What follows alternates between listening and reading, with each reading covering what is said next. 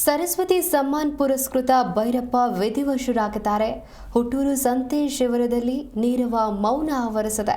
ಗ್ರಾಮಸ್ಥರಿಂದ ಭೈರಪ್ಪ ಭಾವಚಿತ್ರಕ್ಕೆ ನಮನ ಸಲ್ಲಿಕೆ ಮಾಡಲಾಗ್ತಿದೆ. ಹುಟ್ಟಿ ಬೆಳೆದ ಮನೆಯನ್ನ ಲೈಬ್ರರಿಯಾಗಿ ಮಾಡಿದ್ರು ಭೈರಪ್ಪ. ಇನ್ನು ತಾಯಿ ಗೌರಮ್ಮ ಹೆಸರಿನಲ್ಲಿ ಸಾಹಿತ್ಯ ಸೇವೆಯನ್ನು ಮಾಡ್ತಾ ಇದ್ರು. ಗೌರಮ್ಮ ಸ್ಮಾರಕ ಟ್ರಸ್ಟ್ ಹೆಸರಿನಲ್ಲಿ ಗ್ರಂಥಾಲಯವನ್ನು ಕೂಡ ತೆರೆದಿದ್ರು. ಲೈಬ್ರರಿಯಲ್ಲಿ ಭೈರಪ್ಪನವರ ಎಲ್ಲ ಕೃತಿಗಳ ಸಂಗ್ರಹ ಕೂಡ ಇರುವಂಥದ್ದು.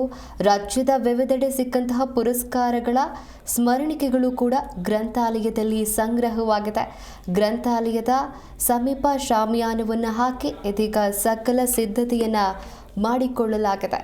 ಸರಸ್ವತಿ ಸಮ್ಮಾನ್ ಪುರಸ್ಕೃತ ಭೈರಪ್ಪ ವಿಧಿವಶರಾಗಿದ್ದಾರೆ. ಹುಟ್ಟೂರು ಸಂತೇಶ್ ಶಿವರದಲ್ಲಿ ನೀರವ ಮೌನ ಆವರಿಸಿದೆ. ಗ್ರಾಮಸ್ಥರಿಂದ ಭೈರಪ್ಪ ಭಾವಚಿತ್ರಕ್ಕೆ ನಮನ ಸಲ್ಲಿಕೆ ಮಾಡಲಾಗ್ತಿತ್ತು. ಹುಟ್ಟಿ ಬೆಳೆದ ಮನೆಯನ್ನ ಲೈಬ್ರರಿಯಾಗಿ ಮಾಡಿದ್ರು ಭೈರಪ್ಪ.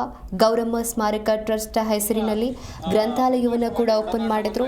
ತಾಯಿ ಗೌರಮ್ಮ ಹೆಸರಿನಲ್ಲಿ ಸಾಹಿತ್ಯ ಸೇವೆಯನ್ನ ಮಾಡ್ತಾ ಇದ್ರು. ನಮಗೆಲ್ಲ ಅಪಾರವಾದಂತಹ ದುಃಖ ತಂದಿದೆ. ನಮ್ಮ ಗ್ರಾಮಸ್ಥ ಸಂದೇಶ್ವರ ಗ್ರಾಮ ಮತ್ತು ಸುತ್ತಮುತ್ತಲ ಗ್ರಾಮದ ಎಲ್ಲ ಜನರ ಒತ್ತಾಯ ಏನಪ್ಪ ಅಂತಂದರೆ, ಅವರ ಒಂದು ಅಂತ್ಯಕ್ರಿಯೆಯನ್ನು ನಮ್ಮ ಸಂದೇಶ್ವರದಲ್ಲೇ ಗ್ರಾಮದಲ್ಲೇ ನಡೆಸಬೇಕು ಅನ್ನತಕ್ಕ